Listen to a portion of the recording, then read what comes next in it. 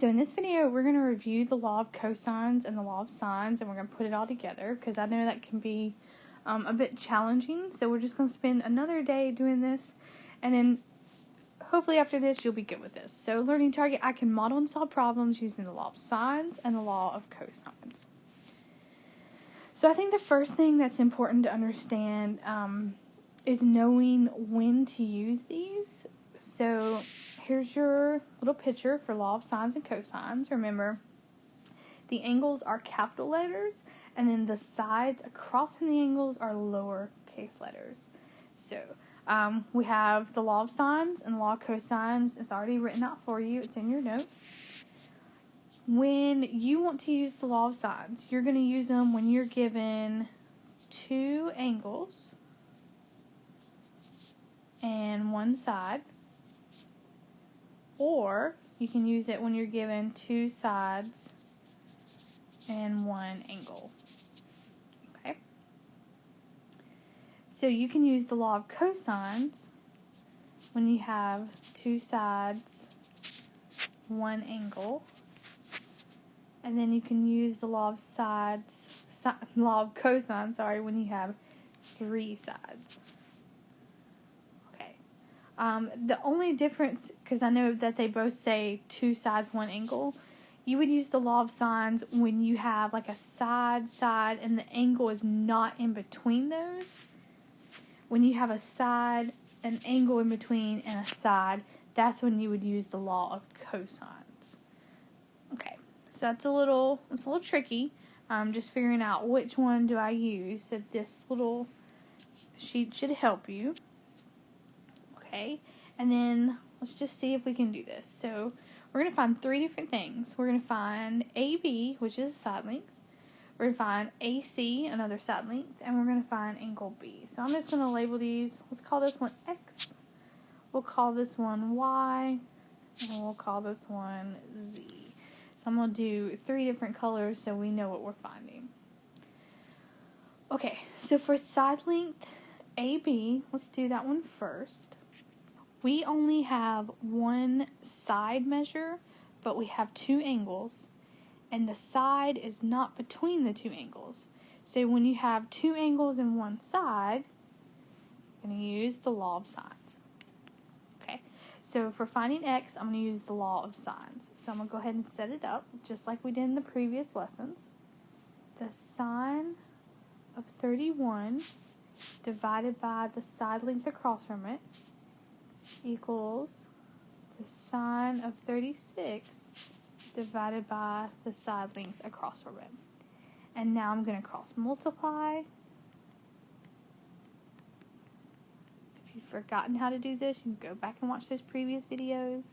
And I'm going to divide both sides by the sine of 31. So here's what I'm typing in my calculator. Remember, I'm pressing enter, and then I'm dividing by the sine of 31. And I get the AB is 16. Alright, so now I'm going to erase all this, and then I'm going to look for side AC next. Correction, actually I'm going to find Z first, because it's super easy. So notice they give me that this angle is 31, this is 36. I know that triangles have to equal 180, so very quickly I could just do this math, and I get 113. So now that I know that, I'm going to use that information, and I'm going to figure out side AC. And I'm going to do this in yellow. Okay, so here's the law of sines. So I can take the sine of 113 divided by y, and it should equal another set. I'm just going to use the sine of 31 over 14. I'm going to cross multiply. I'm going to divide both sides by sine 31. So I'm going to put that in my calculator, and I get about, I'm going to say 25. Okay, and that's how we do this. Let's do some more examples. So example 2, we're going to find PQ, so I'm going to call this X.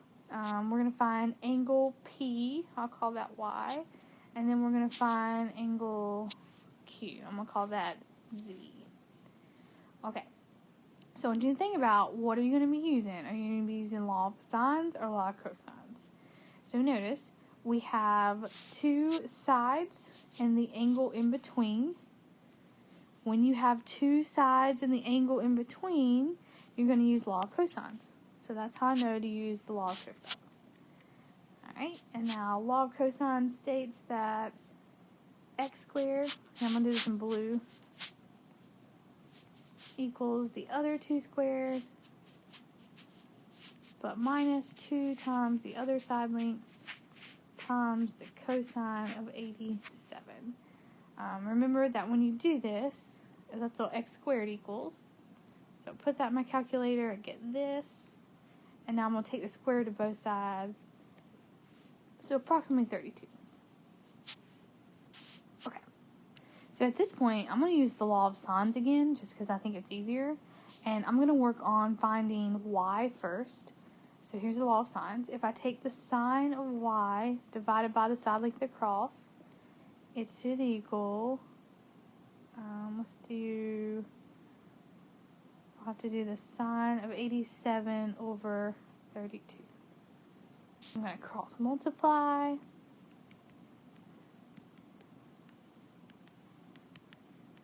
And then I'm going to divide both sides by 32. That cancels out. So the sine of y equals, say, 0.8738. And then you have to do the inverted sign because you're looking for an angle. Okay, so y could be 60.9. Also remember, we don't know if it's a q or obtuse, so if I do 180 minus 60.9, I get or 119.1. And remember, this is when you use some logic or reasoning. So if I use 119, I know that my other angle is 87, and that's already over 180, so this one can't work.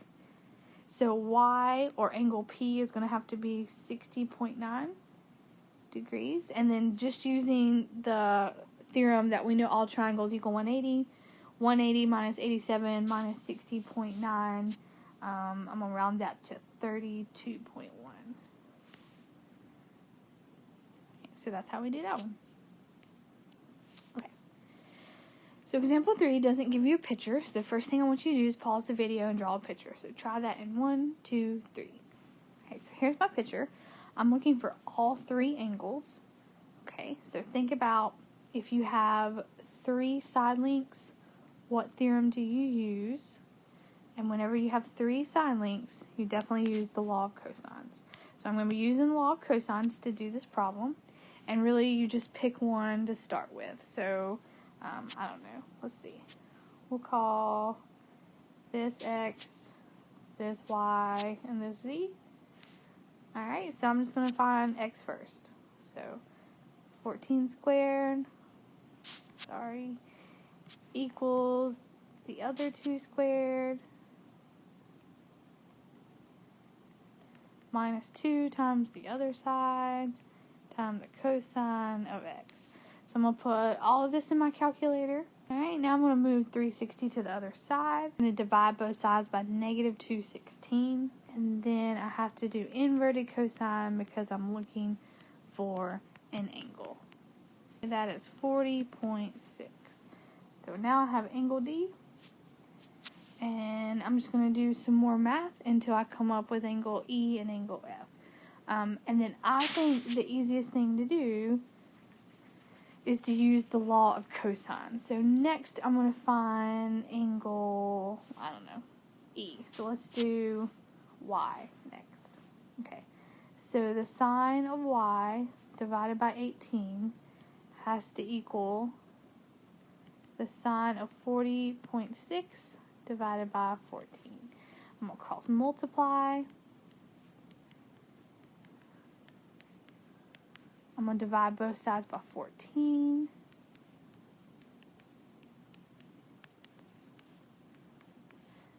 I'm going to get that answer, and I'm going to do the inverted sign because I'm trying to find an angle. And when I do that, I get 123.2. Alright, and then from here on out, if I know that all triangles equal 180, I can just do some simple math. And I get that Z, or that angle F, is 16.2. Okay, so not too bad. Just putting it all together, reviewing what we did the last 2 lessons. Okay, so I want you to try this one. I want you to draw a picture first, and then we'll talk about it. And then we'll talk about which one we're going to use to solve either law of sines or law of cosines. So try that in 1, 2, 3. Okay, so here's what you should have. It doesn't really matter where you start. I think it's easiest to start, I'm going to find angle X, which I label with a Z. So notice you have 2 side lengths, and you have an angle that's not between those 2 side lengths. So if I have 2 side lengths and an angle not in between, that's when I use the law of sines. Okay, so the law of sines says, sorry, I'm not finding this one. I'm finding X first. X is easier. My bad. I'm sorry. I confused myself. Alright, so let's do the sine of X divided by the length across equals the sine of 31 divided by the length across. And so we'll cross multiply. We'll divide both sides by 15. I'm going to put all of that in my calculator.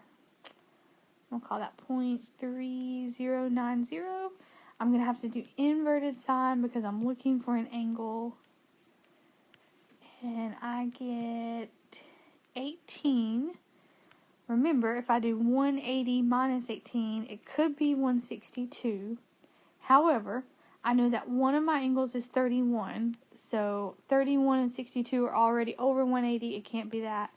So X, or angle Y as I'm referring to, has to be 18 degrees.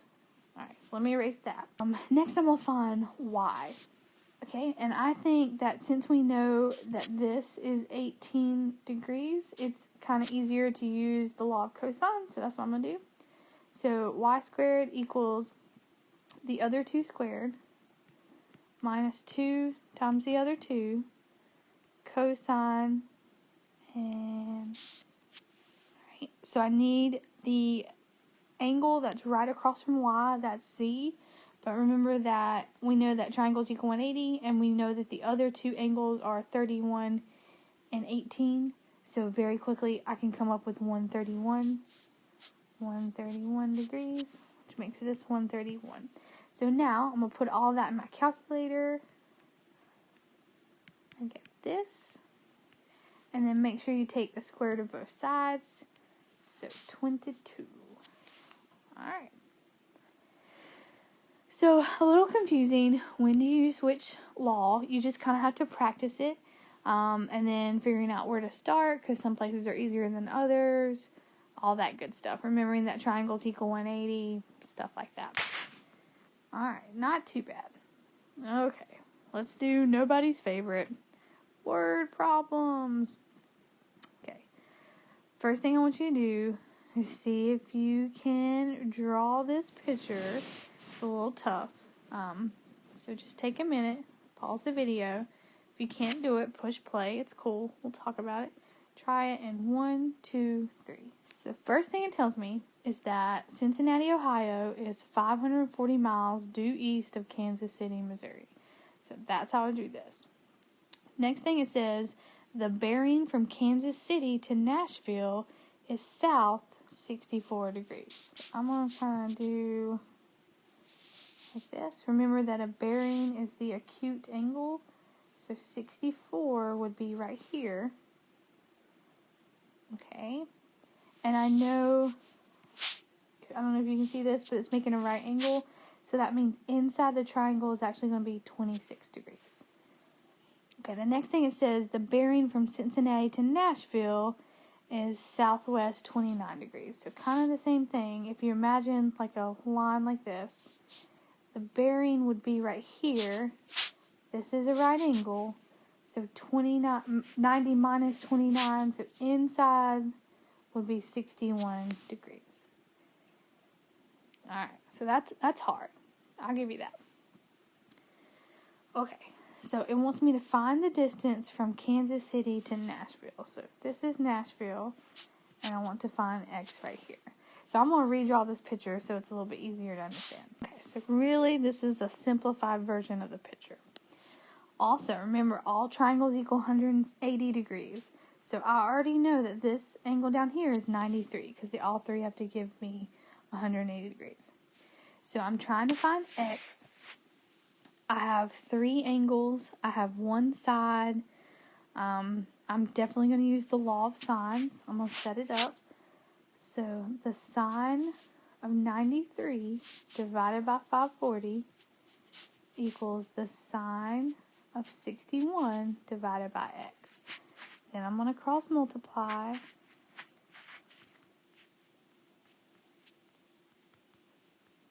And then I'm going to divide both sides by sine 93. So 540 sine 61, hit enter, divided by sine 93. I get about 472.9 miles. That's what X is. Okay. Part B asked me to find the distance from Cincinnati to Nashville. So that is this other side over here, Y. Okay, once again, it's just easier to use the law of sines, I think. So sine 93 divided by 540 equals the sine of 26 divided by Y. I'm going to cross multiply.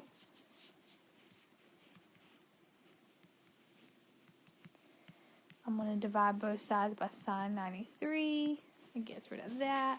Put that in my calculator. I get 237 miles. So I think the hardest part is drawing the picture. It's not fun. I don't like it. I'm sorry. If you ever need help drawing a picture, just come ask me for help. I don't mind. Okay. So now let's do the last one. Okay.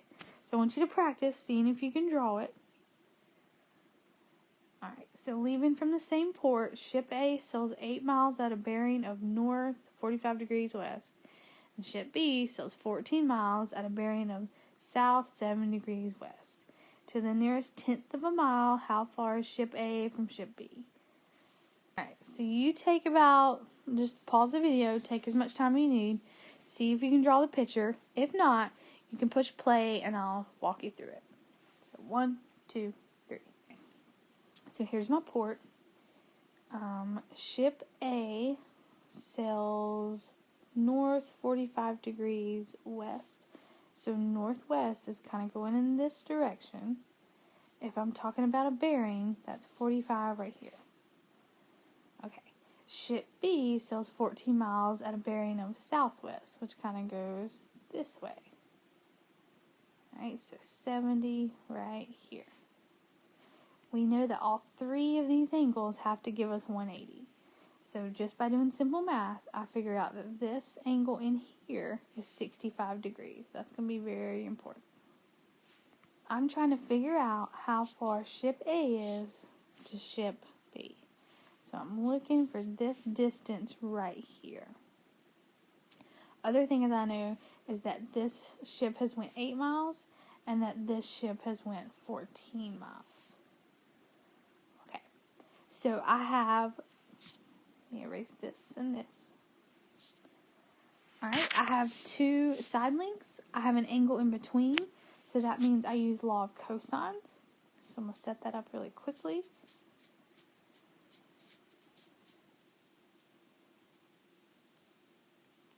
So it should look like this. I can put that in my calculator really quickly. Remember, that's what x squared equals, and then I can take the square root of both sides. So I get 12.9.